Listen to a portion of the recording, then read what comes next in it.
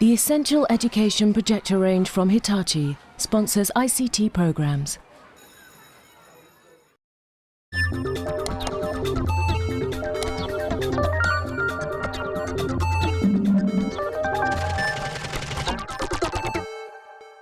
Coming up in today's programme, a science teacher swaps her bucket and spade for a personal digital assistant, a PDA, on a trip to the beach.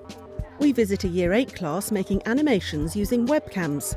And we've got more top tips. My top tip for ICT, when you want to talk to the kids, get them to turn the monitors off. That way you get their full attention. Hello and welcome to the programme. We start today with biology. Anthea Cliff's usual experience of using ICT is a trip to the computer suite. But she wants to make her Year 7's next field trip, collecting data from rock pools, a bit more high-tech. So what can she do? What I really need is something that we can take down to the beach that's portable, that they're not going to break easily, where we can actually collect data to do with the temperature of the water and the oxygen levels. Paul Preece is a leading practitioner of ICT in science. He's going to show Anthea how to use PDAs on her trip to the beach. The PDAs are a really fantastic piece of kit because they allow you to go out and experience real science outside of the classroom. They give you immediate feedback because they produce graphs for you, generate them automatically, so you're not focused on the obtaining data, you're focused on the analysis of data. So that it allows them to adapt and change their experiment as they are going along and makes them become more interested in exploring what they do. Right, well, I mean, the ones that we have available here, we have a temperature sensor and an oxygen sensor.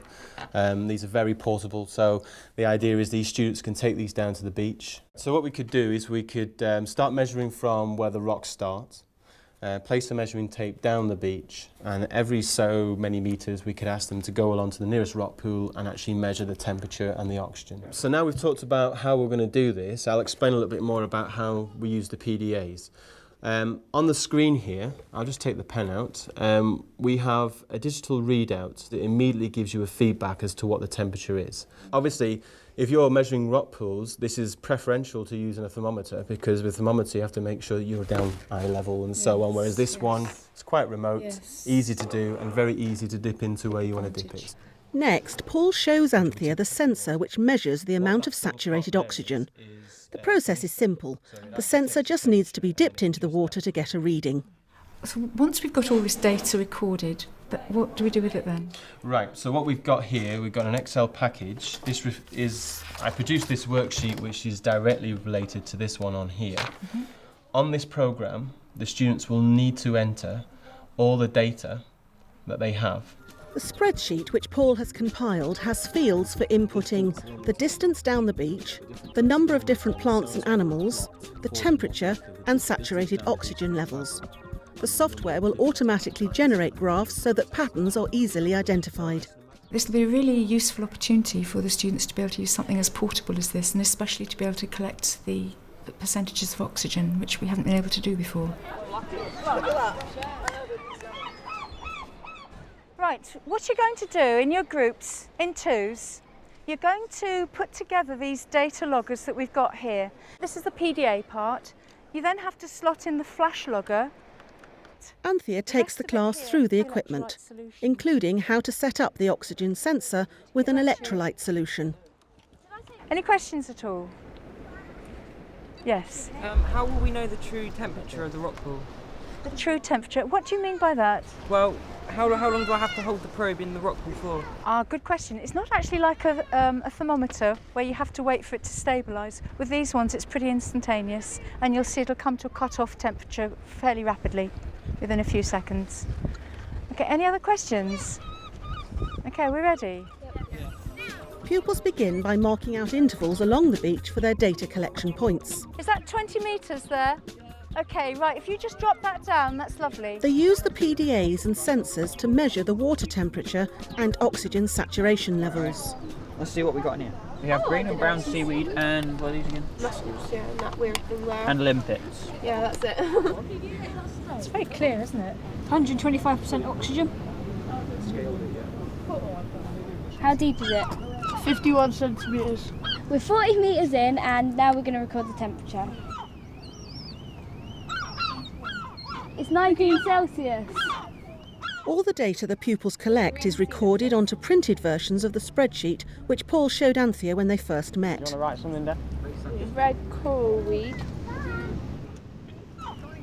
That pink stuff there's sponge around the side. I found some sea snails. We're going to take back our clipboards to school and look at the data that we've collected back there. The class returned to school and input their data into the spreadsheet. We want to see what this looks like in terms of a graph and see if we can notice any trends. The further away from the beach, the less oxygen. Yeah. That one's going down steadily, isn't it? Yeah, that's because when the tide, that's underwater more often, so it doesn't get as much oxygen. And if they're in secluded parts like little rock pools, then they won't get as much. Okay, how can we account for this level here? We could say if there's a lot of animals in that part of the water, then they'll be using a lot more oxygen than in these parts here. The temperature goes, more species are high at about 15. Yeah. There's more. But most They of don't it, like cold temperatures. no. We should plot the depth against temperature so we can see that our theory is right about the smallest water being the heatiest and the biggest water being the coldest. What we're going to try and do is to have feedback from you, what you've found, what you think you've discovered from doing our activity today. What I've got is the higher the temperature is more like consistency of plants and animals, and the plants that when they had like a high amount of animals there was a high amount of plants as well, so I think they work together. And the sort of what I thought the hotter the water is going to be, there'd be less animals and plants, but there was more. We were imagining that if we had warm pools that possibly there'd be fewer species in there, but a lot of the evidence isn't showing that. You've worked really hard there, haven't you? At the end of the lesson, what do Anthea and Paul think that ICT added to the experiment? Because they were able to get immediate answers about the amount of oxygen levels in the water, and they were able to design and change and adapt their experiment as they were going along, and that was really valuable. The use of ICT was a great resource for our students to be able to use because they had instant feedback, and it showed them the portability of ICT as opposed to just being stuck in the lab somewhere or stuck in an ICT room. They're actually able to use it in the field, and how tremendous was that? Really great. This really practical application of ICT in the field could be applied to many other scenarios, from pond dipping to assessing pollution levels in towns and cities.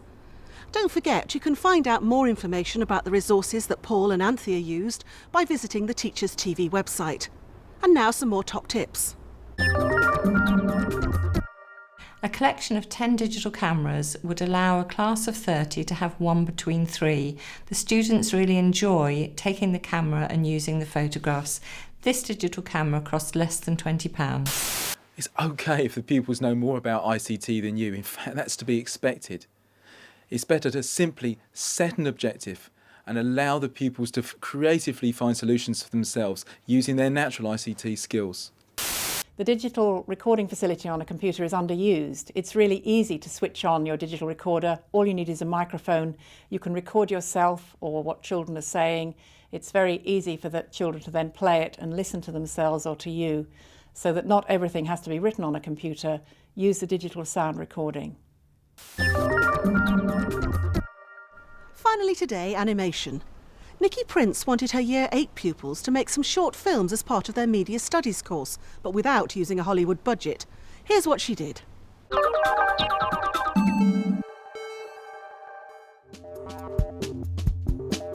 Creating animations like these can be a slow, time-consuming process, which can make it difficult to fit into the school timetable.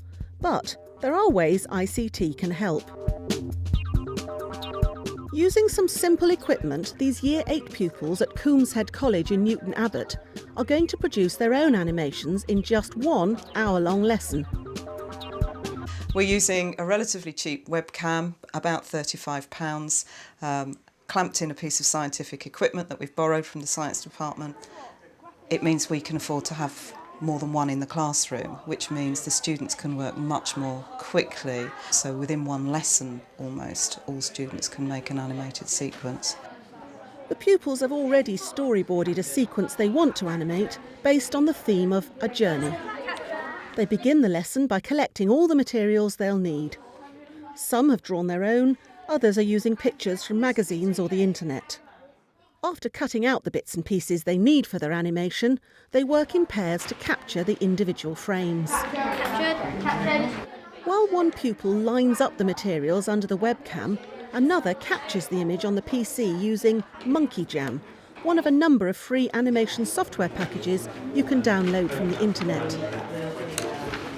Capture. Captured. Start bringing them down towards the big part. Captured. Yeah. The advantage of doing animation is it is very immediate, it is focused, it encourages students to work together, to collaborate, and they are working as artists and using the ICT naturally to support their artwork. Start bringing the hearts in now, round about now. Oh no. No, he's touching it. It's a bit like... No, because... Right, no. It's a bit odd because it's sort of like... Take the cave away. When they get off the page, then bring it in.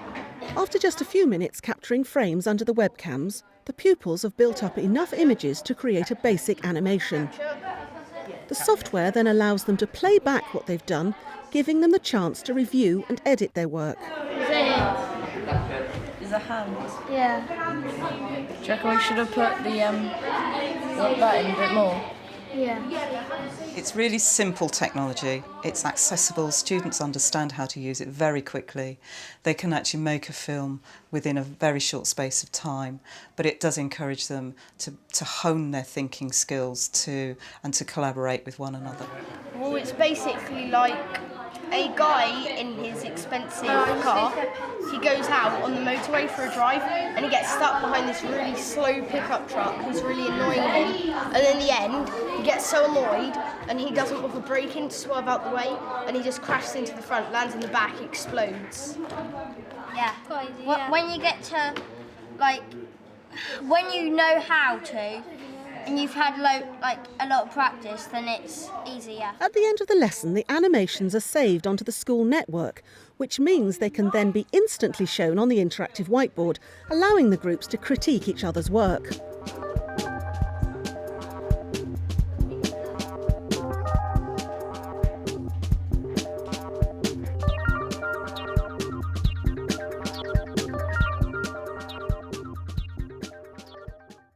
Lillian, give me an example of how those two animated sequences you've just seen are different from one another.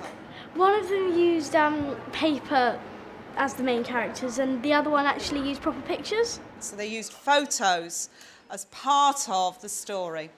I like the way on the fishy one, it was just smooth and it looked like it was a real animation. It looked quite professional, so you liked that look. By asking focus questions, it will encourage them to be critical about their work, but also enable them to comment about what they would do in order to improve it, which is the important part of the process. And finally, moving image is a prized product and they see their own work in front of them. That obviously captured the pupils' imaginations and produced some excellent results. Don't forget, you can find out information about anything you've seen in today's programme, or indeed the series, by visiting the Teachers TV website. And I'll see you next time.